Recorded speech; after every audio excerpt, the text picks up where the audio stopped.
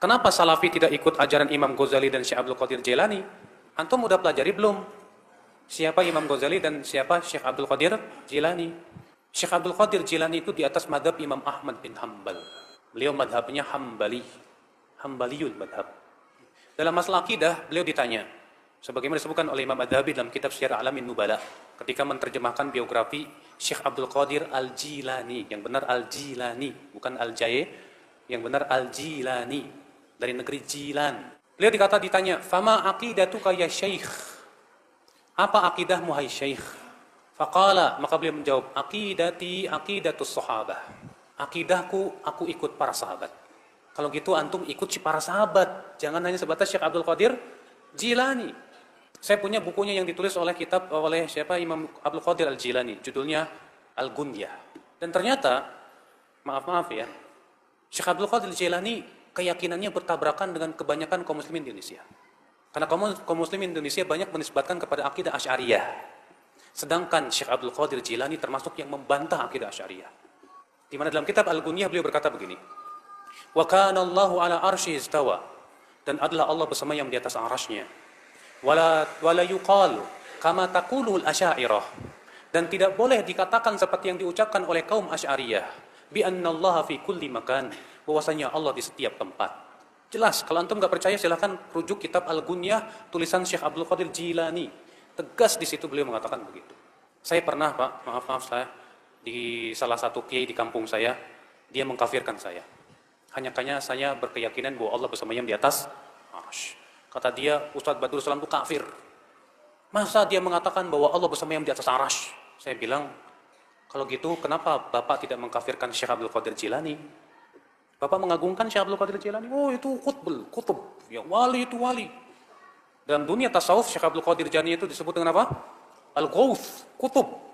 Walinya para wali. Sampai derajat yang paling tinggi, Pak. Sampai disebutkan dalam manaqib Syekh Abdul Qadir Jailani, katanya Syekh Abdul Qadir Jailani menempeleng malaikat maut. Ya. Kita katakan, taib, Anda menghormati Syekh Abdul Qadir Jailani? Syekh Abdul Qadir Jailani mengatakan Allah bersemayam di atas arsy. Kenapa Anda tidak kafirkan sekalian?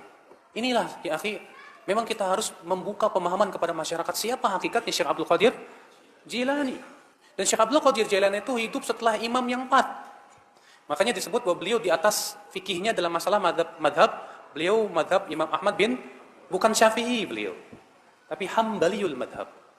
Imam Ghazali di akhir hayatnya, beliau sibuk dengan membaca Sahih Bukhari. Dan ketika beliau wafat, beliau mengatakan, aku wafat di atas ini. Beliau meninggal dalam keadaan mempelajari Sahih Bukhari. Karena beliau sebelumnya, hidupnya habis dengan mempelajari ilmu filsafat. Habis hidupnya untuk membantah ilmu filsafat, sampai beliau sendiri bingung. Akhirnya beliau kembali kepada Sahih Bukhari. Beliau pelajari. Namun sayang, sebelum beliau selesai mempelajari Sahih Bukhari, beliau meninggal dunia. Bahkan Imam Ghazali sendiri mengakui bahwa pengetahuan beliau terhadap hadis lemah.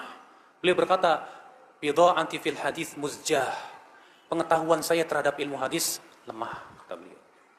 Tapi kitab usul fikihnya Imam Ghazali menjadi rujukan para ulama setelahnya. Karena memang beliau cerdas sekali. Nah, sekarang Pak, Imam Ghazali manusia tidak? Imam Syekh Abdul Qadir Jilani manusia tidak? Taib, mereka manusia. Mana yang lebih berhak diikuti, Rasulullah atau mereka? Rasulullah. Siapa yang lebih agung, Imam Syafi'i atau mereka? Imam Syafi'i. Imam Syafi'i lebih agung. Imam Ahmad, Imam Malik. Bukan berarti kita ingin merecehkan mereka, tidak. Tapi saya ingin menetapkan kepada Anda bahwa mereka semua ulama. Ulama tidak lepas dari kesalahan. Kita menilai ulama itu kalau sesuai dengan Al-Quran dan hadis. Kalau tidak sesuai, ya kita tidak ikuti. Makanya kalau Anda berkata, kenapa kamu tidak mengikuti Imam Ghazali? Saya tanya, Imam Ghazali ikut siapa? Kalau Anda berkata, Imam Ghazali ikut Al-Quran dan hadis, taib. Ya, kita pun sama-sama ikut Al-Quran dan hadis. Kalau pendapat Imam Ghazali sesuai dengan Al-Quran dan hadis, kita terima. Kalau tidak, kita tidak terima. Ya. Demikian pula Syekh Abdul Qadir Jilani. Maka itulah ya akhwal Islam, keyakinan kita terhadap para ulama. Kita hormati mereka, kita cintai para ulama, kita jadikan mereka rujukan dalam memahami Al-Quran dan hadis. Tapi kita tidak mensucikan para ulama, kita tidak mengkultuskan para ulama. Kita mengatakan mereka orang-orang yang diberikan oleh Allah kelebihan, kecerdasan. Namun kalau mereka berselisih pendapat, kita lihat mana yang paling kuat dalilnya. Kesalahan kaum muslimin, Pak, ketika terjadi perselisihan ulama, berdalil dengan pendapat ulama. Padahal kata para ulama, pendapat ulama bukan dalil untuk ulama lain. Seharusnya kalau terjadi perselisihan ulama, dalil kita Al-Quran dan hadis. Itu yang kita pakai.